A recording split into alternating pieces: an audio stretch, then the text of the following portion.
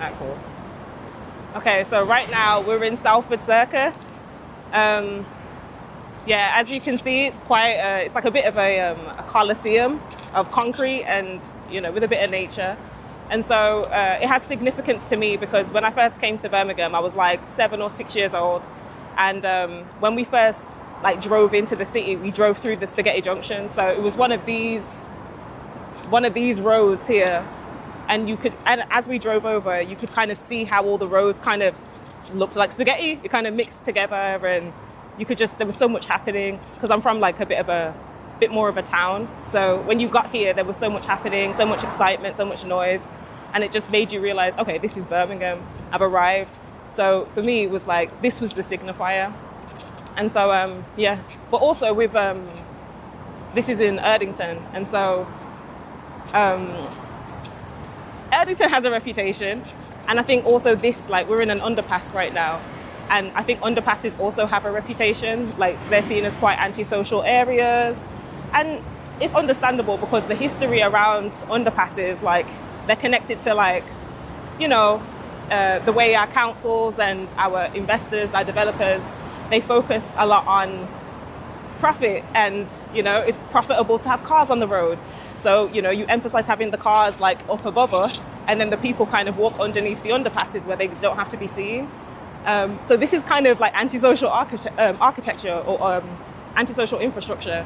That being said, I mean, as you look around, you can see how like people have like reclaimed it with graffiti. You can see how like nature's starting to reclaim this space as well. There's like, there's quite a lot of green space that's here, considering we're in the middle of this junction.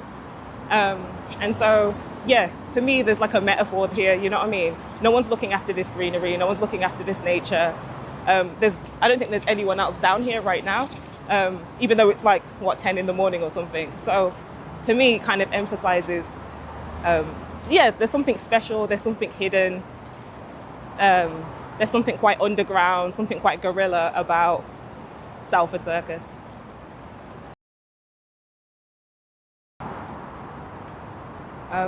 So I continue to do the work that I do because, like, in the most simplest sense of the phrase, I guess, it needs to be done.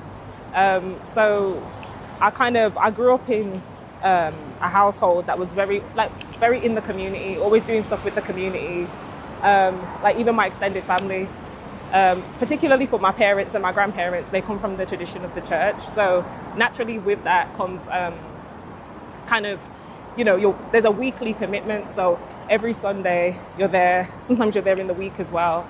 You're not just like there to like put the service. You're also feeding people, clothing people, checking in on people in the week. And one thing that growing up and watching my parents do that kind of work made me realize is community work can be very thankless. Not that you should be patted on the back, not that you should be paid for your time necessarily, not that you should be able to get rich off it or anything, but the work is done because it's important, not because it's going to grant you, I don't know, like accolades or a certain reputation. So yeah, the work is done because it needs to be done. So I do like a range of different things. Like I do work kind of more directly in the community. Like I've done like food bank kind of work and soup kitchen stuff. But then there's the other side of things where you work with like artists as well. You do lots of creative and fun projects. But they still have a way of pointing back to the community or bringing resources to the community or whatever.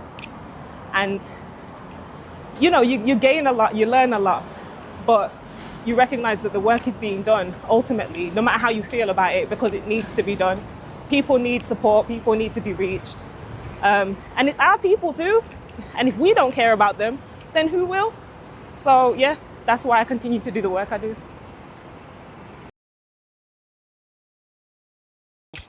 So how has my journey shaped me into who I am today? Okay, so the thing with life is, yeah, it's just a lot of trial and error. So there were so many things like when I was growing up that I was doing, especially like, you know, when you get dragged along with your parents to do stuff. Like, so often you're there and you're like, what am I doing here, man? What is this for? And then you get older and that skill suddenly becomes super useful for whatever it is that you need to tackle here and now. And I find that this is the case with most things. Like, I don't know, life has a funny way of just making use of your skills, making use of your experience, making use of even like just the things that you observe. Like the more you put yourself out there, the more you speak to other people, the more you explore the things that bring you joy or the things that you feel give you a sense of purpose. I feel like the more you'll realize all those little random things that felt like kind of sporadic or felt like they didn't really you didn't do them for any real reason, or they didn't have a legacy or an afterlife. Suddenly it's like the most useful skill in the world. Like suddenly it's the one I don't know, kind of expertise that nobody else in the room has, because it didn't seem relevant until now.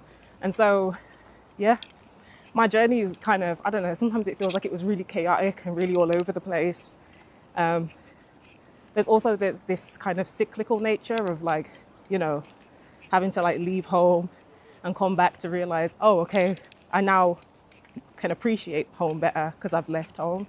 But also, I know what's missing at home because I've gone elsewhere and I've seen what else is out there. So yeah, I guess likewise, like I have to go in and live a little bit and see the world and talk to people and all of that good stuff to be like, okay, I actually know what I need to do now.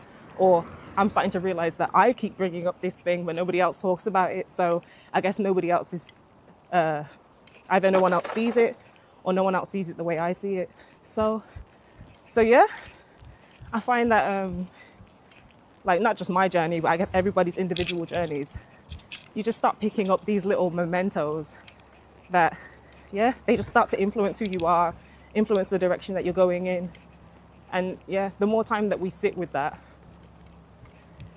who we are, where we come from, what had to happen, all the factors that had to happen for me to be born specifically here, to grow up here, to do the work that I do here, there's yeah, it's significant. And so, but I don't think we give it that much emphasis sometimes because we're not from places like New York or whatever. But, you know, in order for a place to gain New York notoriety or gain New York's kind of reputation, people have to care first. Like, people have to put in the effort first. People have to figure out, okay, this is what I'm going to contribute to make the place what it should be. So, yeah. My fondest memory growing up is a bit, I don't know, I'll just tell you. So when I was in secondary school, there was like, basically I was somebody who could get baited really easily in it. Like, so, and a lot of the boys in my year like figured that out really quickly.